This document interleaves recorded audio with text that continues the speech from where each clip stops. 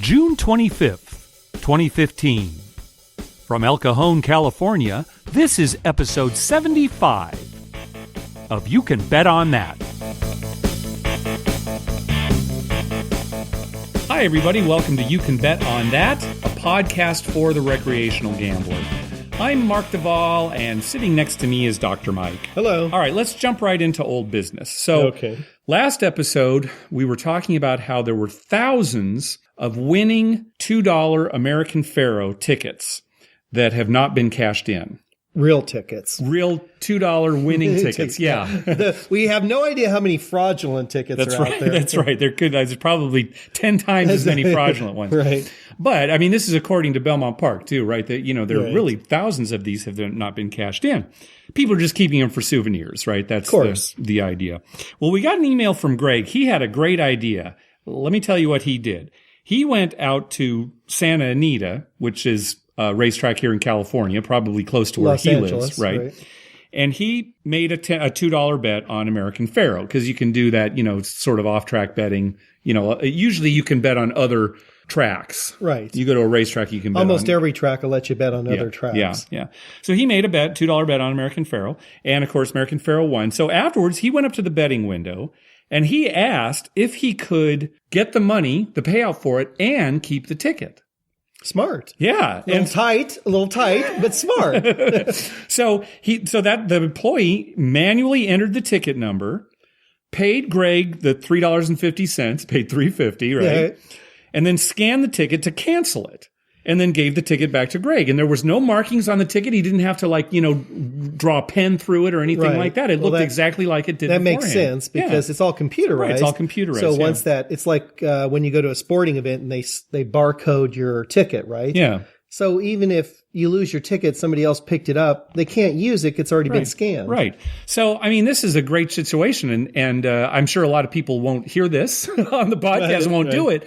But, I mean, this is great. And, some people could say, well, but now it's canceled. Now it's not an uncashed winning ticket. Well, a year from now, when the cash-in period is passed, how would you be able to tell if it's a ticket that hasn't been cashed in? It's not valid anymore. Mark. You just look in their eye.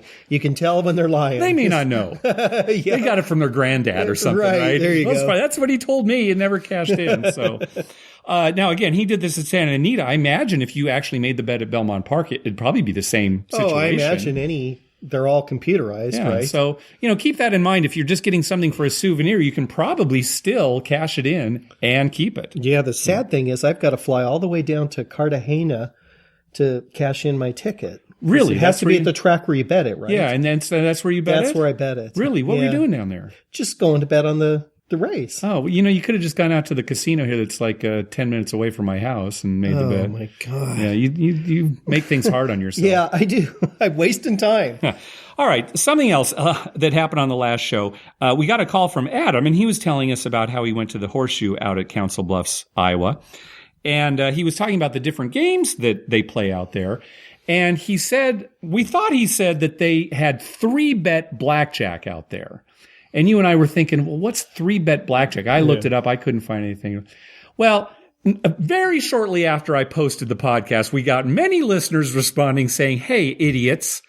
He said 3-bet blackjack.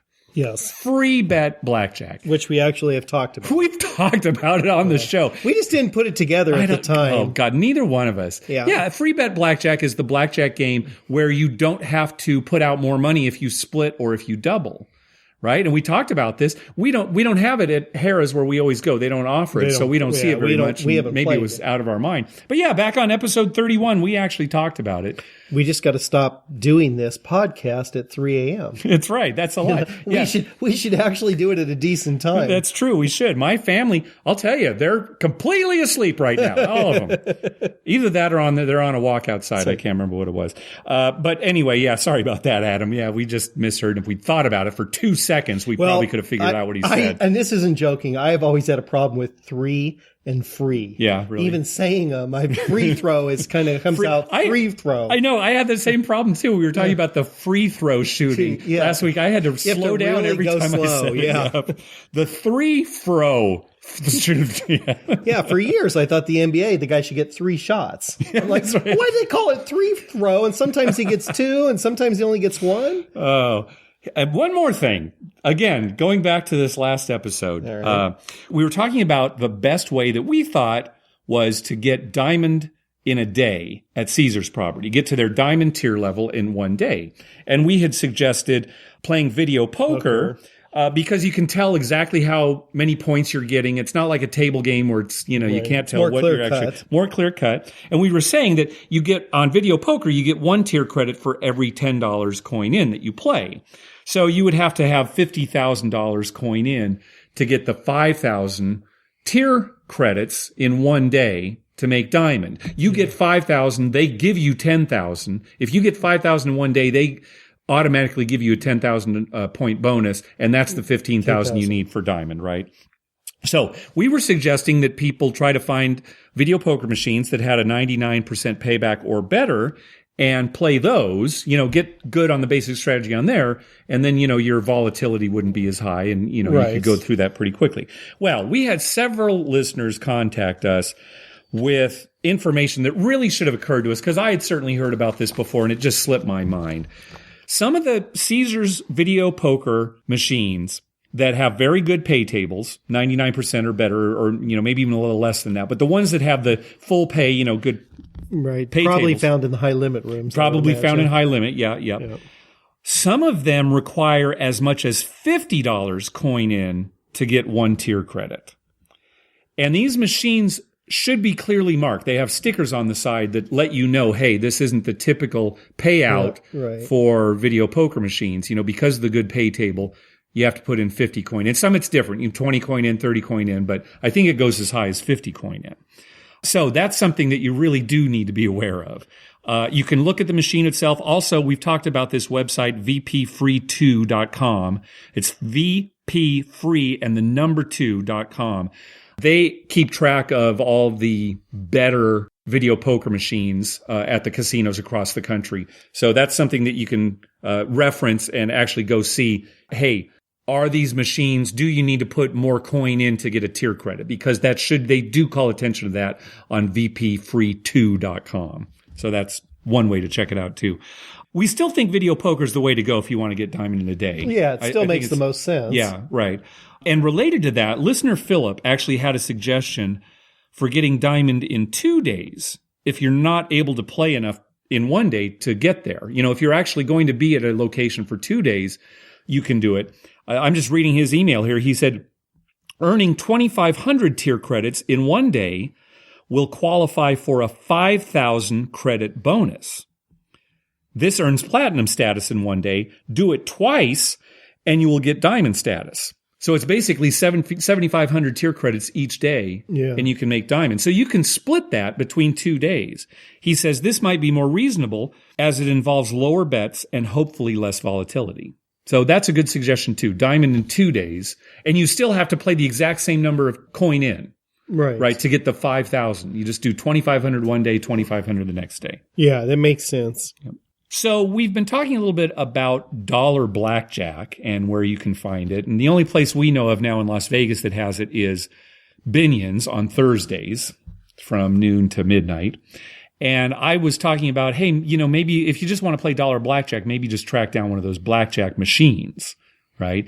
And we were speculating, well, what do you think blackjack pays? Is it 3 to 2, or what does a blackjack pay on one of these machines? So we were up at Harrah's, Southern California this last week, and I found one of those machines, and I started paging through the rules, and finally got to the page, and here's what it said. It says blackjack pays 2 for 1. So they take your dollar and give you $2. Yeah, right. 2 for 1. That's even money. Yeah. Right? 2 for 1 is the same as 1 to 1. 1 to 1. Right. It's just even money. But here they are on this machine calling blackjack out like it pays more than every other blackjack wager that you win. Right. So it's even money on every single one. So just be aware of that. If you go to one of these machines, realize that if it says 2 for 1, that's just even money. And that's not clearly printed on the machine. You had to read the rules. I had to not just read the rules, but page through the rules to finally get to that. Yeah. So we're not surprised, though. That's what we thought it would be. Was probably. I mean, it's not going to pay 3-2 unless it's got terrible other rules. So right. It's funny though that it couldn't pay 6-5 or 3-2 because it's a slot machine. So they can pay pennies. Yeah, I guess they could. Sure, that's true. You know, it can print out a voucher. It's not like the old days where coins had to come out and they didn't want to load a machine with like, you know, quarters or nickels or dimes or something, right? Yeah. Now, with a voucher, you can print it for any amount. Yeah, it is too bad they don't do that because honestly, it would be great if they had 3-2 blackjack and then just the rules weren't very good, right? You could only double down on 10 and 11. You couldn't double down after splitting or whatever. There'd still be a house edge there. And, you know, it's a machine. There'd be plenty of an edge. Yeah, it's a machine. Just have it shuffle every hand. So counters can't even take advantage of it, right? Sure. You know, but no, they just pay even money, so. Oh, we got an email from listener Matt. We were talking about bingo last week, how we're going to be doing our podcast during a bingo session at Vimp this year. One thing that we forgot to mention that he brought up, a lot of times in bingo halls, you can rent an electronic bingo tablet. Does all the work for you, basically. I think so. Have you seen these? Yeah, I played on one on a cruise ship. Oh, you did? Okay. Yeah, I played bingo on a cruise ship. Oh. And I got the electronic one, so I didn't have to think. Okay, good. Now, let me ask you. So you pay like a little bit more, right, to rent it? Yeah, it wasn't well, on the cruise ship, it wasn't much more. Okay. It was like $1 or $2 more. All right. Now, the way that I understand that it works, it's not like automatically entering the numbers for you. You enter the number yourself, right? Right. Okay, so when the numbers... It just searches through your cards. And marks everything. Right. Okay, so it's not like it's got a radio contact with the ball caller who types it in somewhere. Yeah, so you actually type it in. So there is some work you have to do. There is some work, but you just hold it. I believe that's how it was. Now, it's been a while. But I do remember that the price of the bingo package, like you bought a package of so many cards, was a certain price, and the electronic one was like just a few bucks more, maybe a couple bucks more. And you got the electronic thing and you just sat there with it. And I think I remember typing in like, B, 0 or whatever. B0? B1 or whatever. I don't know. But maybe not. Now that, I'm not 100% certain of that. You may not have to do anything. Maybe not. I mean, maybe there are some where you don't have to do anything. It might have been linked up to some kind of board. I don't even think bingo players would like doing nothing. Yeah. At least when you're, typing in the number, it's something to do. Yeah. All you'd have is bingo and then just the, 0 through 9, right? And you just hit B and then 5, 4 or whatever, whatever. B54. Have you ever played bingo before? Bingo. Now, how does that go? Anyway, I wouldn't be surprised if you asked somebody or tied it in there, but I would think if I were a player, I'd want to at least do something, not just sit there and watch a screen. So I think, typing in the numbers is something you need to do. Sometimes it's nice not to do anything. I mean, you could have a cocktail. On the cruise ship, you're just sitting there, you're having a drink, hoping that you win bingo. Yeah. Right? Well, and the nice thing too about these tablets is you can buy a lot more cards. Right. Because, more than you could handle on your own manually doing it. Sure. Yeah. You're still going to get beat by some old lady with $100. Oh, yeah. Yeah. I mean, she's faster than any computer could be. Experience. It's experience. Yeah. Another thing in Matt's email, he was talking about playing blackjack in North Dakota. Now, he was saying that in Fargo, North Dakota, and I was doing a little research on there. I think it's anywhere in North Dakota, but he has played this in Fargo, North Dakota. They have what is called charitable gambling at some of the bars and restaurants. And all the proceeds from this charitable gambling go to a charity of some sort. And you can play blackjack. There's a minimum $1 blackjack and a maximum of 25. So that's how they kind of deal with, dealing with counters, right? It's not worth a counter to if they can only bet a max of 25. But $1 to $25. He said that all the blackjack tables pay 3-2, or at least that's the way they were last time he was there. It's been like over a year. But he was saying if you want to play cheap, that's a great way to go. Right. So way to go, North Dakota. So you keep your winnings, but all the profit, all the losings that the restaurant would make or whatever go to the charity. Or at least maybe partial. Yeah. Maybe they pay for the cost of. What if they have a bad day and they don't win any money? Well, I mean, that's a good point. That's bound to happen. Right. So I imagine that's going to happen every once in a while. Of course, at 1 to 25, you're probably not going to get burned too. Probably not. And maybe they have like a cap. where if it's getting too bad, they just close down and do it again. I mean, eventually, it'll catch up. But yeah, it that's is a good point. way. Maybe the state of California should start that. Yeah, I know. Instead of charities, it'll just go to the state of California, and they can lower the gas tax down to a mere $20 a gallon. All right, this is an apolitical podcast. All right. One other thing that Matt mentioned, this is good information too. When you've got a total rewards account, you accrue these reward credits that you can use like money at the casino, right? You can use it for rooms and restaurants and the gift shop and all sorts of things. Now, you get these reward credits when you play, and those reward credits are good for the 6 months after the last time you've played at the casino. So every time you play at the casino, whatever reward credits you have are good for an additional 6 months. Right. So as long as you go to the casino at least once every 6 months, you don't lose any of these reward credits. Well, and use your reward credits. Oh, no.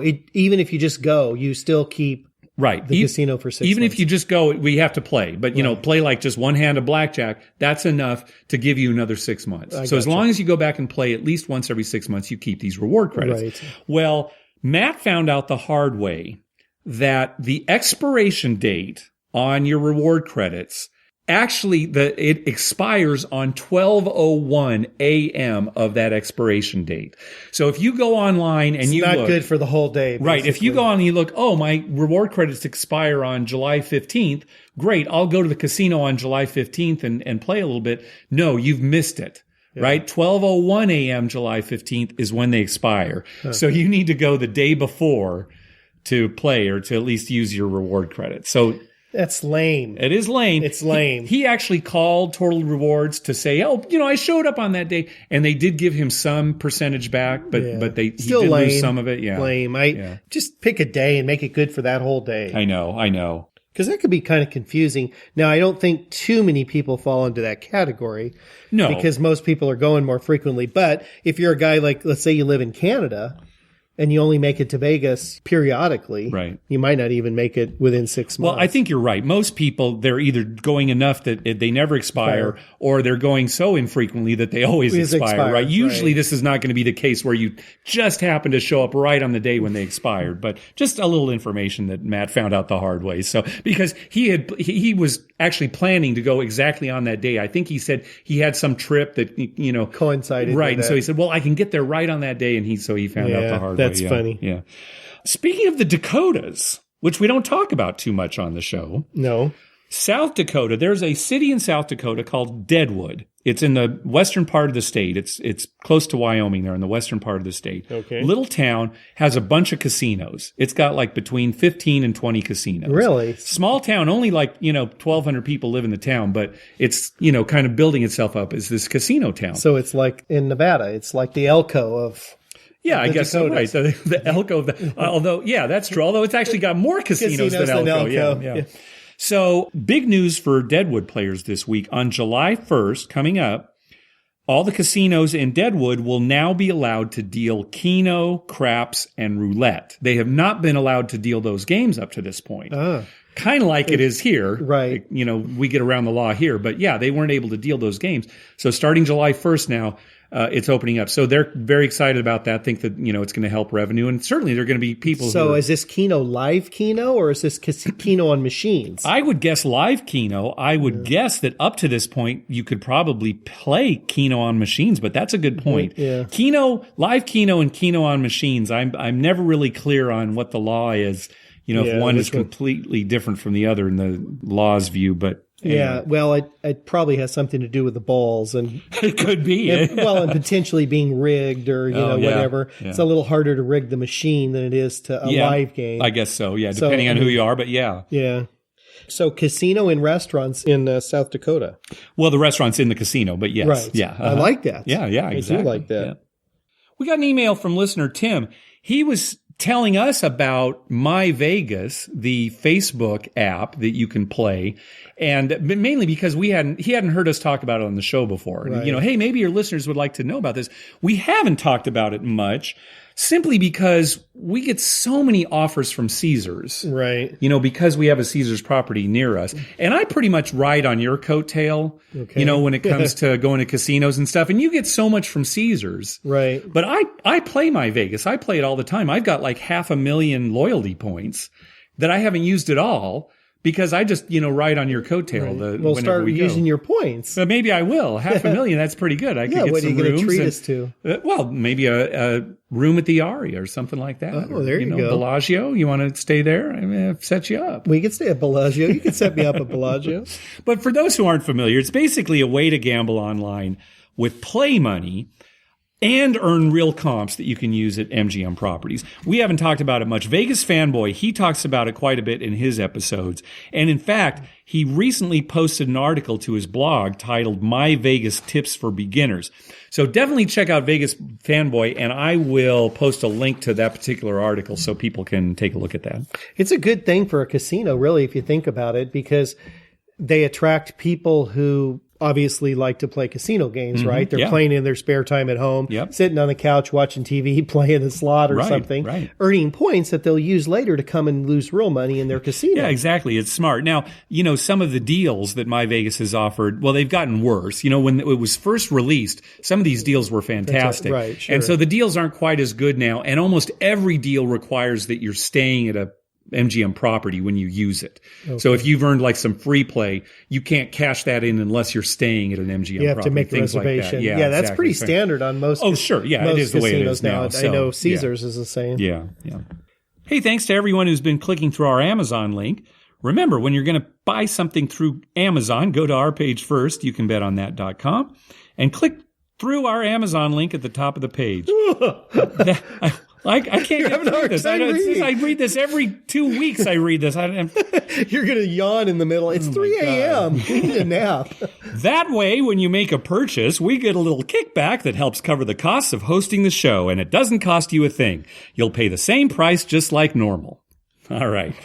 So this would be a good point to talk about how we don't stage any of this.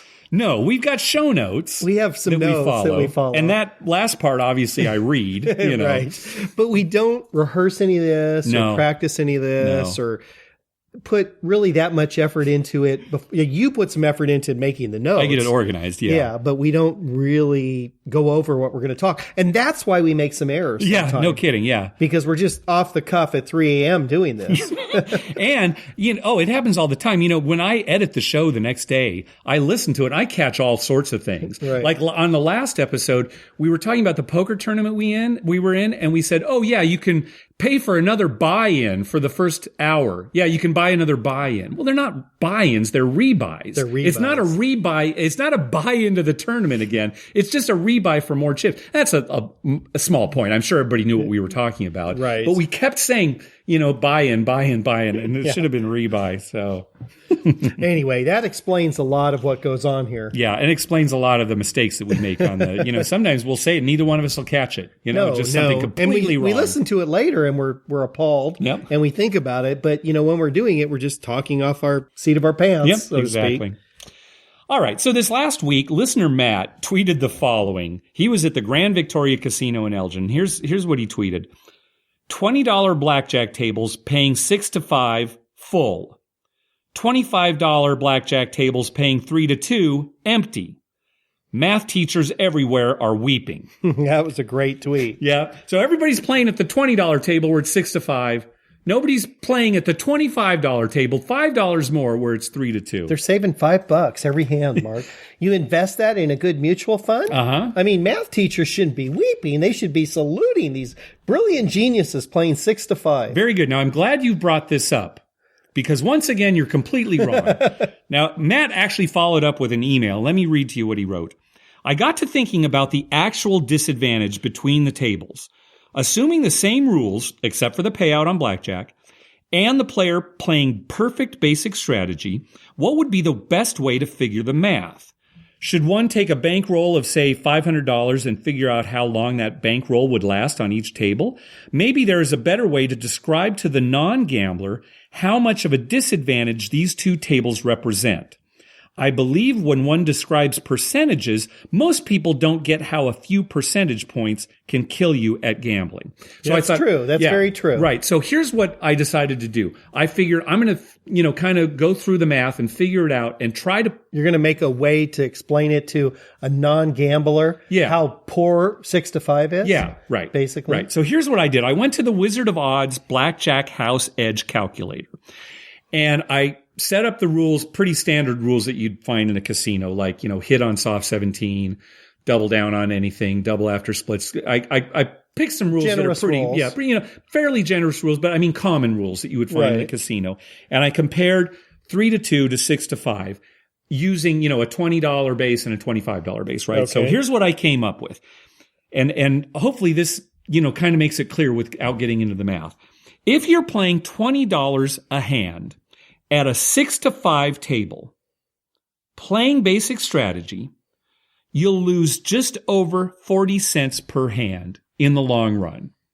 Okay? All right. So for every hand that you've played $20 at a 6 to 5 table, you're going to lose 40 cents. All right. All right? You're good with that? I'm good. Okay. If instead you play $25 at a 3 to 2 table, you'll lose just over 16 cents per hand. Okay. Okay. How does that sound? Sounds better. It sounds better, right? I mean, that should be clear. Per hand, even though you're betting more, you're losing less per hand. Okay. 16 cents at the $25 3 to 2 table, 40 cents at the $20 6 to 5 table.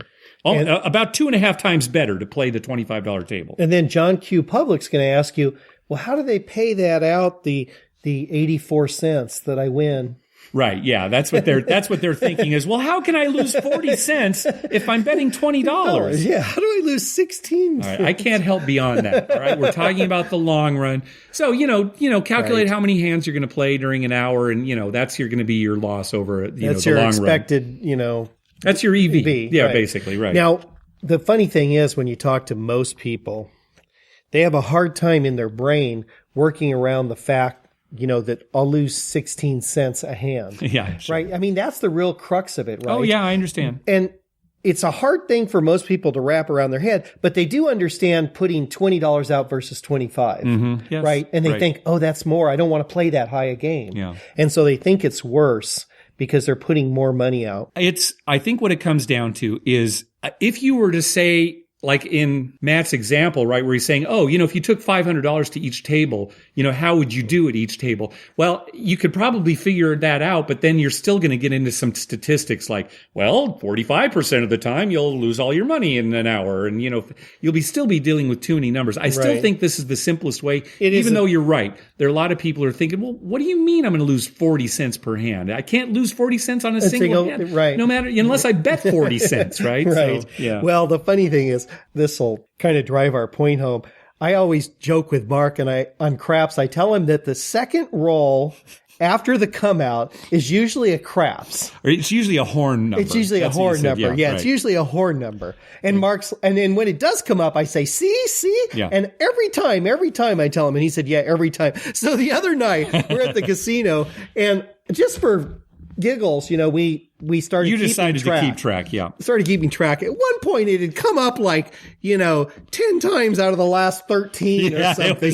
It was ridiculous. It was ridiculous. Yeah, it should come out 1 in every 6 rolls. Just like 7. It should come out 1 in 6. Yeah, it was came out 10 out of 13. And I'm pointing to him, see what I'm telling you? And then I pointed to you and said, well, then bet it. Yeah. Because you're always complaining about how you I wouldn't bet it because I know it's not right. And yet you'd bet it on the come out roll. Right. You'll still do that. Well, I know it's not right. It's just what I believe. Oh, okay. That makes sense. So I think it's all clear now. Well, hey, we've got a story from the casino involving you. Let's talk about real quick first about card craps in California. Now, I know we've talked about this before, but we get new listeners who maybe haven't gone and listened to all our episodes. People are always asking about that. Yeah, right. So in California, all table games have to be card-based by law. So you can't have a roulette wheel with a ball going around that drops in, and that's how you determine the winning number in roulette. You can't have craps where you just roll the dice, and whatever's on the dice, that's the roll. It's because we're in California, the craziest state in the union. We should move to South Dakota. Yeah, exactly. They're a little more or North with Dakota. It. Either or North Dakota. Dakotas. All right, so what a lot of the casinos have done is they've gotten clever about how they can use cards to mimic the rolls of the dice in a craps game. And so they have card-based craps. Some casinos, what they've done is they've just created a deck of cards of 36 cards that have all the possible 36 rolls on them. Yeah, it just has pictures of dice. Exactly. With that roll. There's a 2 and there's a 3 and there's a 4. Right. So these 36 cards just go into an automatic shuffle machine. Right. And so for every roll of the dice, they just pull the card out of the shuffle machine and flip it over, and that's the roll. Right. Yeah, simplest way, really. That's simple. A lot more common, some casinos will have cards ace through 6 to represent each of the sides of a die.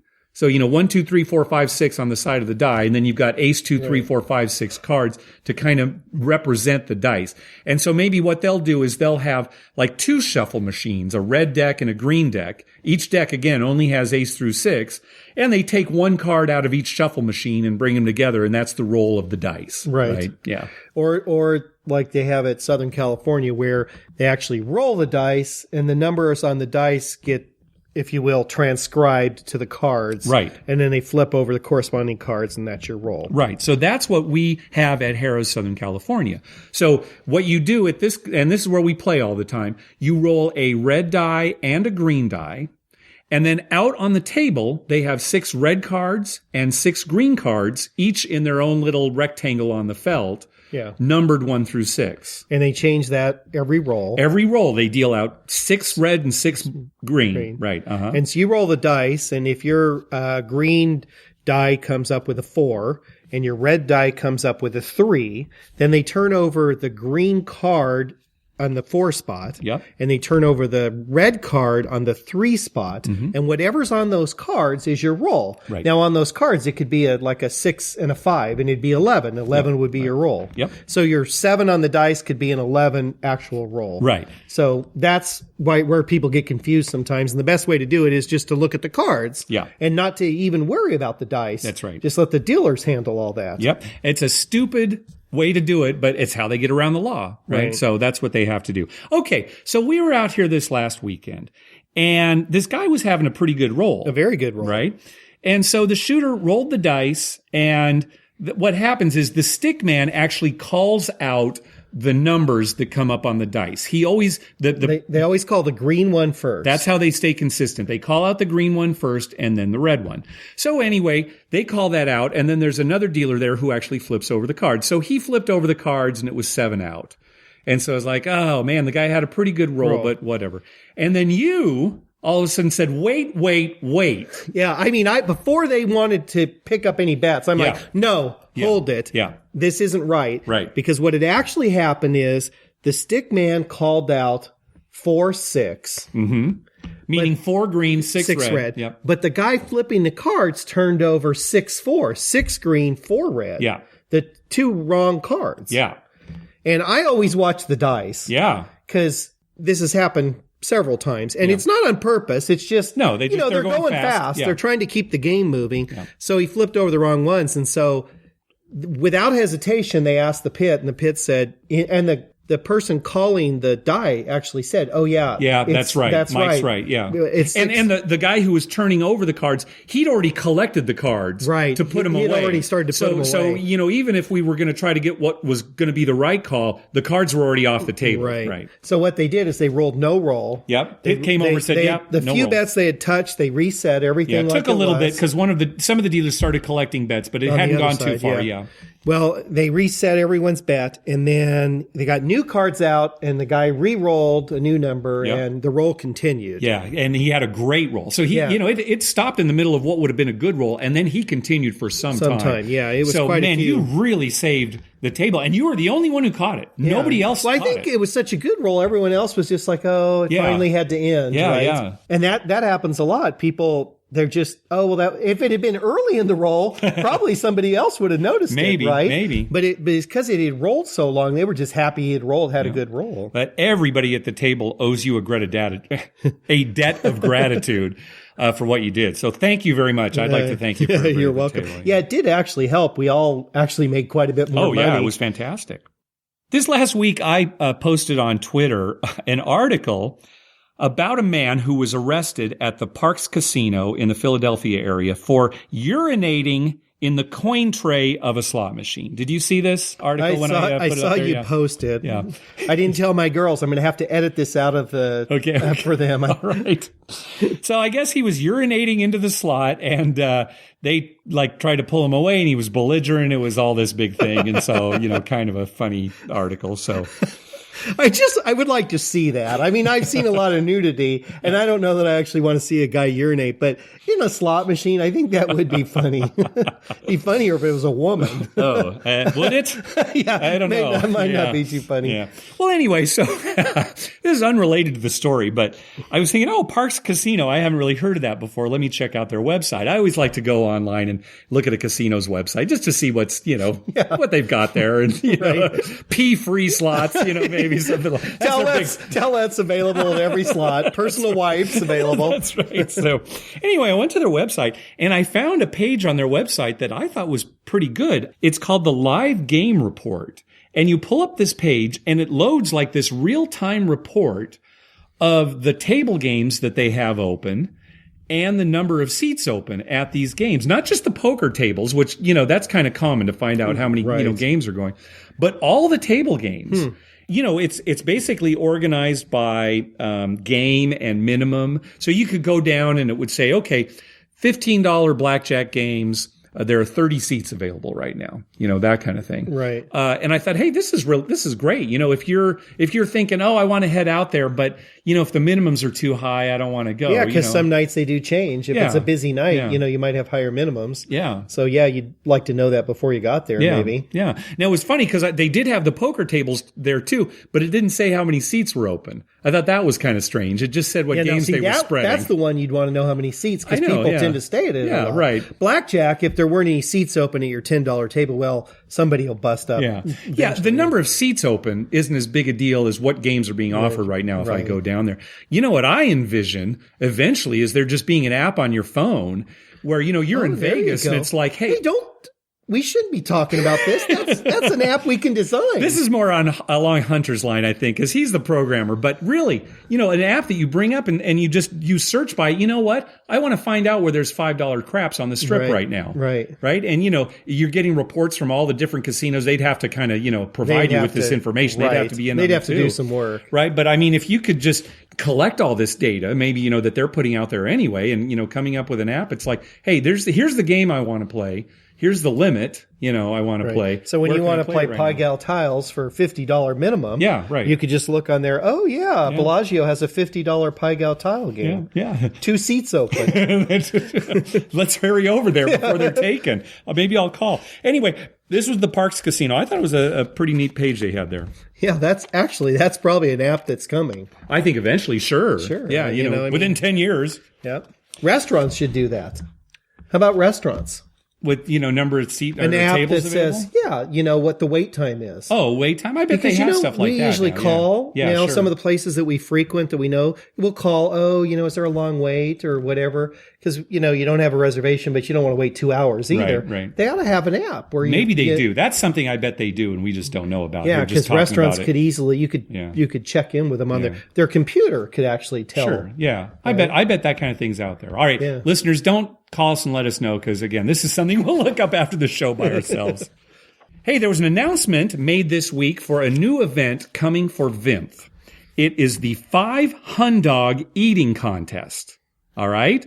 Now, the 5 HunDog is a hot dog that they offer at American Coney Island, usually only during VIMF. Okay? Okay. It's it's a double hot dog. So you get 2 wieners, chili, mustard, and onions. Okay? And during VIMF this year, on that Friday night at 11:59 p.m., there's going to be a 5 HunDog eating contest. Okay? Okay. It's not going to be how many HunDogs you can eat. Good. Instead, it's a judged event. It's going to be judged on style, and the judges are going to be Tim and Michelle from 5 Honey by Midnight. Now, you have kind of a reputation on this show for being a hot dog eater. Yes. I've had lots of fun Wretch Dog. That's right. So I probably have a unfair advantage over most people. They haven't eaten, how many Wretch Dogs have they eaten in their life? Probably not that many. Not that many. We've eaten a lot. Yeah, well, it's been a while, but yeah, I remember that last Wretch Dog I got there. Oh, God. You had so much chili on that. Yeah, it was 99 cents for just the dog, but if you wanted chili, it was $1.99. I got all the chili, and I put every single condiment that they had there. Every single condiment. Yep. Yeah, that thing was loaded. I ate the whole thing. Yeah, I gushed it down. Yeah. Now, they're going to judge on style. Yeah. And quality. Style and quality, yeah. So, that might eliminate us right there. Well, because there's not a lot of style or quality when we eat. What's your plan, though? Speed. Okay, so what are you going to do? I'm thinking you stuff the whole thing in your mouth, and then while your mouth is full eating the hot dog, you say, how come they serve bite-sized? Oh, there you go. See if you can pull that off. You may win. Everybody knows your strategy now, but I can do that. I've seen you with a lot in your mouth. Hey-o. All right. Well, anyway, we hope we're going to see everybody at VIMP. This event's going to be on that Friday night, the 16th of October. We're going to be doing our show on the 18th at 2 p.m. And, of course, 500 by Midnight and Vegas Gang, they're going to be doing their shows at the main event on that Saturday, October 17th. So we hope we see everybody at VIMP. All right. Let's go on to our voicemail hotline. Remember, call our voicemail hotline at 951-292-4377. That's 9512-WAGERS. 9512-WAGERS. And maybe we'll play your call on the show. First off, it's Ben. Hi, guys. This is Ben from Minneapolis. Love the show. Keep up the good work. I'm going to ask you a little bit of a confusing question, so if I misspeak, my apologies. I would consider myself sort of an advanced beginner craps player, and I've been in this situation a couple times where I make a few come bets, point is up, things are going pretty well with the roll, and let's say that the shooter throws 2 or 3 eights in a row and the point is 4. If I was placing the eights, it's easy for me to sort of press the bet, get a little bit of more money on there, and kind of ride that hot eight, so to speak. Obviously, statistically, there's no such thing as a hot eight, and I understand that, and so on and so forth. But how do I do that if I had placed a come bet with full odds on the eight? And the reason I ask is because what I've seen dealers do when I ask is they'll sort of increase my come bet for me. They'll take me from a $10 come bet to a $15 come bet and then put more odds on it. The problem with that is that my understanding is that a lot of the value from the come bet comes from the come out roll, from that first roll where you've got a situation where you can win on the 7 or 11. So, all of that wrapped up, what's the best way for a come bet player to press their bet on a hot roll or on a hot number? Thanks so much. Keep up the good work. Hopefully this makes a little bit of sense, and I look forward to your answer. Take care. Good. Well, I'm glad that Ben pointed out, that the power of the come bet is that first roll, right, where you have the advantage on the 7-11. Right. So I'm glad he's saying that. But let's kind of set the stage so that everybody knows what we're talking about. So Ben's in a situation where he's making come bets and a number is repeating. And let's say he's got a come bet out there every time this number is repeating. So he is what they call off and on. Right. Right. Basically, he's just getting paid his winnings and he's off and on. They don't have to, move any chips. Right. So he's saying, okay, what if I want to increase that bet when it comes up? Okay. The way that the dealer was doing it for him, where he is increasing the come bet in the odds, that's fine. As long as you're at a casino where you're taking 5 times odds or more. Because it's basically a put bet. It is a put bet. You're adding to your come bet that's already on a number. That's a put bet. Right. And it only makes sense when it's 5 times or more odds. Right. What about doing this? And this is what I know you've done this, and I like to do this. When you've reached a point in the roll where you're ahead for that roll. Mm-hmm. Let's say you've decided you're only going to have a pass line bet with odds and 2 come bets. Okay. And let's say you've gone up on, say, an 8 and a 6, and, they've repeated in such a way that you have won 3 bets. Okay. So you're ahead for the roll. Yep. Uh-huh. Now, one of your bets comes down, and you're going to go back up. Let's say you were betting a $10 flat bet. Why not go to a $15 come bet? Sure, and I do that all the time. Yeah, it's a way to do it. And don't go to a 20. Don't double it. Right. Just go to 15 go Right. 1.5 times, go up on that number, take full odds. Right. I like that. But the problem is if you go back through the come, you don't know what number's going to come up next. Right. Right. And in the example that Ben's talking about, he wants to know how can he press on a specific number that he wants to go to. So he answered his own question when he said there is no such thing as a hot 8. No, but I understand what you're saying. We all want to, press bets when, a number keeps repeating, right? That's part of the fun of playing, right? So, yeah, I like the way that you're suggesting. It's just that you may go up on a number that hasn't come up yet. Suddenly you're up on a 10, right? Right. But then the next hot number could be 10, right? Sure, okay. There could be 3 10s in a row. Just like, when you've made 4 8s and the guy next to you says, "Oh, I don't have an 8, but if I get on it now, it'll never come up." Yeah. And he's right. Because, as soon as he gets on it, it never comes up. But getting back to Ben's question, as long as you're taking at least 5 times odds, that is a good way to go, is to just let the dealer increase your come bet, which is technically a put bet. When you increase a come bet that's already on a number, it's a put bet.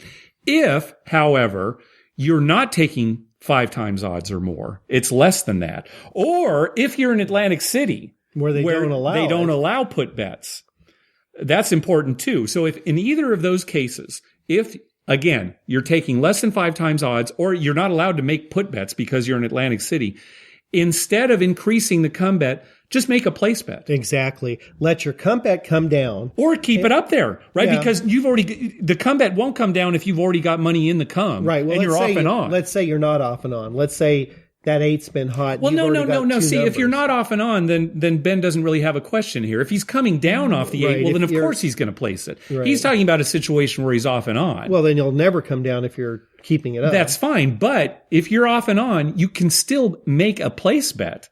Add to the money. And you're saying make a come bet and a place bet. Yeah, so leave your come bet up there and make a place bet, which you can do. You don't see people doing it very often. Take your winnings and just place that number. Right. So again, you're in Atlantic City, you can't make a put bet, just make a place bet. Or if it's only double odds at the casino where you're playing, no, you don't want to have them increase your come bet. It's better to make a place bet. Yeah, there you go. Yeah, I see what you're saying. Yeah. You're going to make a place and a come bet. Right, exactly, which is allowed. And it's funny because we didn't talk about this last week when we were answering that question about what should I do if a 7 comes up on the come out roll and all my come bets come down? Should I replace them? Right. Something we didn't mention, you can't do it in Atlantic City. No, there's no put bet. There's no put bet. So it's a moot point there. So in Atlantic City, you'd have to replace them with place bets afterwards. Right. So, yeah. All right, let's hear from Chris. Hey, guys. This is Chris Moore over in Keller. I just wanted to tell you about a trip my wife and I took to Shreveport this past weekend. We stayed at a casino called Magaritaville Casino. I'm sure it has some kind of affiliation with the Magaritaville over connected with the Flamingo, but it doesn't have the same player's card as Caesars Entertainment. They have their own player's card. So that's kind of neat. I mean, I kind of wish it, combined with the Harris, but oh well.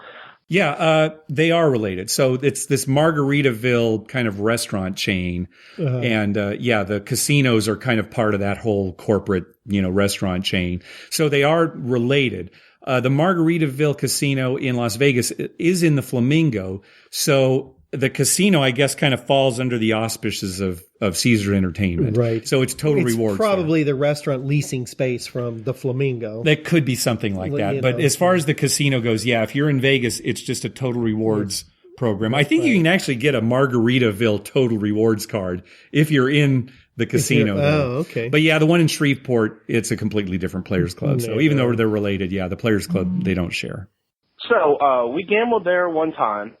Didn't gamble a lot, but we gambled a little bit. And now every month they send us a mailer with 2 free nights, $50 free play, and 2 free buffets. So we kept getting it. And so we're like, what? I told my wife, I said, let's go. So we went. And it was just a great weekend. We went down there. The room was great. Just, nice bedroom, walk-in shower. Everything's nice. I think the casino is a couple of years old. So as far as gameplay goes, the thing I loved is I'm sort of a low roller. No matter how crowded they were, they always had a craps table that had a $5 minimum. They had most of the tables would be a $10 minimum, but they always had one table that was a $5 minimum. I thought that was just great. And On a couple of the tables, they always had 100 times odds.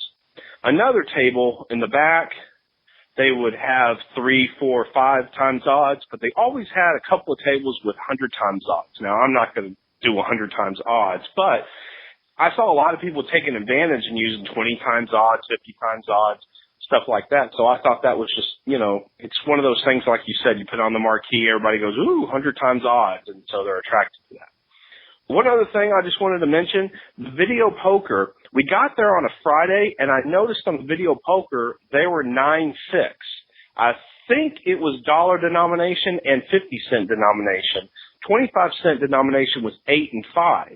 But then when it switched to Saturday and Sunday, it moved normally to an 8 to 5, and then I think I saw a couple that were like a 7 to 5 or something like that. But I think during the week they keep it at 9 to 6, and I just thought that was neat. But yeah, buffet was great. Just wanted you guys to know this, and also for your viewers over in the Dallas-Fort Worth area, if they've never checked it out, Magaritaville Casino over in Shreveport, Bossier City. It's a great place. If you want Vegas-style gambling, that's the place to go. Don't go to Oklahoma. Oklahoma casino rules suck. Stay away from there. But love the show, and I'll talk to you soon. Okay, he kind of got cut off there at the end because he hit our 3-minute maximum on the voicemail that Google Voice puts in. But anyway, yeah, thanks for the report. I guess that makes sense. We've heard about specific blackjack tables actually switching from 3 to 2 to 6 to 5, depending on the day and time. Right. So I guess it would make sense to maybe even switch the pay tables on video. How do they do that? Do you know? I would guess that it would be automatic. I mean, do they have to open a machine, or is there do they have a clicker like your TV remote that you can just, boom, boom, boom? You'd think they'd have to open the machine, but if they had to do that, they probably wouldn't. I mean, that would be too much work every week. That seemed like that'd be a lot of work, yeah. If it's something they could do remotely, or like you said, go by it and wave a wand in front of it or something. Right. I mean, it's a computer chip in there, so it could have some remote thing where they can just switch the pay tables. Yeah, you're right. A remote thing would be better than a wand that you wave in front of it, because then people could cheat. I'll just buy one of those. That's what that guy's doing with the wand that walks around Harris. Yeah.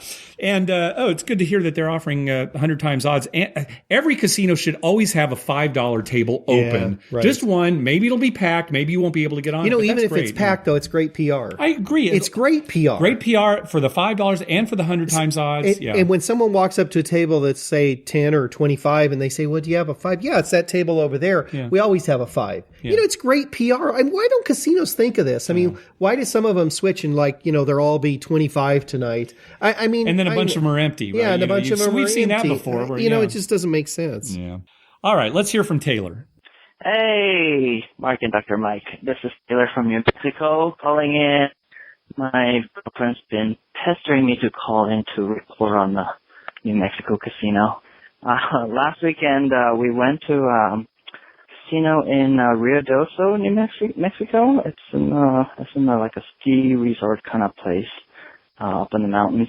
The craps table was regular, not the good New Mexico craps table. It was just regular double on 2 and 12 field and 9 to 5 place bets on 4 and 10.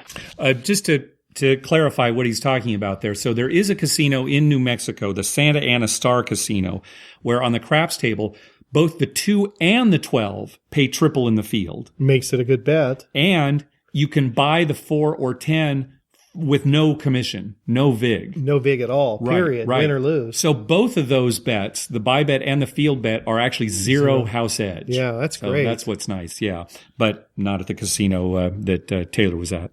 We played just a little bit, but I actually threw out my back that morning, so I felt like I was Dr. Mike was trying to play craps. You got to push through that. And so what it is in Albuquerque there are 5 Indian casinos that are in Albuquerque, and that usually doesn't happen because what it is so the tribes can only build the casino on the land that they had originally had. So they can't buy new land and build a casino on it.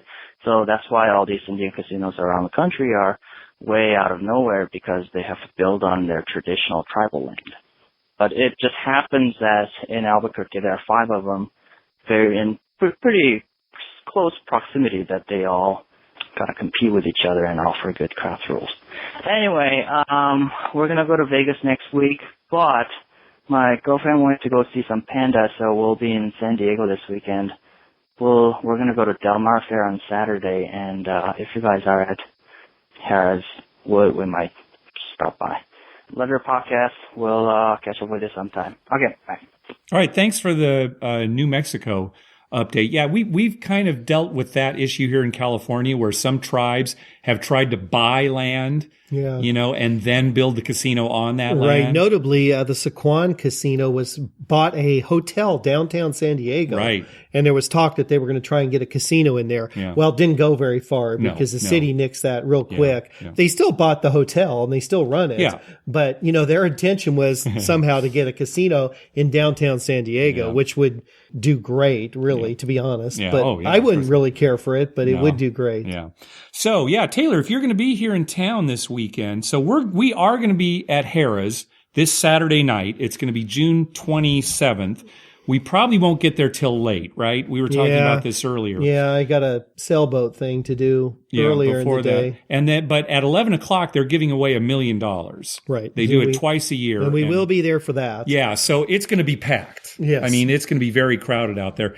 But Taylor or anybody else, if you want to come out, we'll probably be out there by 10 o'clock, don't you think? Oh, at the latest, yeah. I would say. So again, it's Harrah's, Southern California this Saturday night at 10 o'clock so that we're there in time for the $1 million drawing that you have to be there for. You have to be there for it. Probably Taylor comes and wins it. I wouldn't mind that. I actually wouldn't mind that. I'd love to see somebody I know actually win. Oh, I know. It'd be so exciting. And also, Taylor, thank you for the recent PayPal donation that we got from you. We appreciate it very much. Really helps with the show. All right, that's going to do it for this episode. Be sure to check out our TV listings showing all the gambling-related shows coming up within the next 2 weeks. We update those listings every Wednesday using a customized program to search through all the raw American TV data. Just go to our webpage, youcanbetonThat.com, and click on the link at the top that says TV listings. We would love to hear from you. Call our voicemail hotline at 951-292-4377. That's 951-2-WAGERS. Or you can email us at youcanbetonThat@gmail.com. Also, follow us on Twitter at YouCanBetOnThat. We always tweet when we're in a casino or on our way to a casino, and we'd love to meet up with you. Like us on Facebook at facebook.com/YouCanBetOnThat. And finally, head on over to iTunes and write a review on us. When you do, it helps us get new listeners. What do you have to say, Dr. Mike? Well, I don't know. I'm kind of stunned. It's late. Yeah. I don't really know what I want to say. We're going to Comic-Con next week. Yeah, we are going to go to Comic-Con. In 2 weeks, yeah. In 2 weeks, right. So that might cut into our casino time a little bit. It will. It probably will. You just got your tickets. I've had mine for a while, but you're such a big shot. The casino just gave you your tickets. Gave me some tickets to go to a Comic-Con. Yeah. But, Comic-Con's coming up. Let's just review important things in San Diego. Okay. Comic-Con. Sure, huge. Padres still kind of quasi-suck. Oh, God. They're up and down. Yep. But maybe getting better. I don't know. Casino gambling has gone okay. Yeah, it's been okay the last few times we've gone. The last few times. It's been decent anyway. Yep. And what else going on in San Diego? There's a lot of stuff going on here for listeners who, ever might come to San Diego. There are quite a few casinos, but there's also a lot of beach things, Everybody a lot of loves summer coming things. Here. It's nice and warm right now. Yeah, you go on a sailboat ride. I mean, there's a lot to do. Yeah. Okay. I have nothing real serious to say. Yeah, well, I think you do. You don't have anything funny to say. All you do is have serious things to say. I'm so tired. What a bummer. I'm so tired. What a bummer of an ending this was. Thanks for listening. Good night.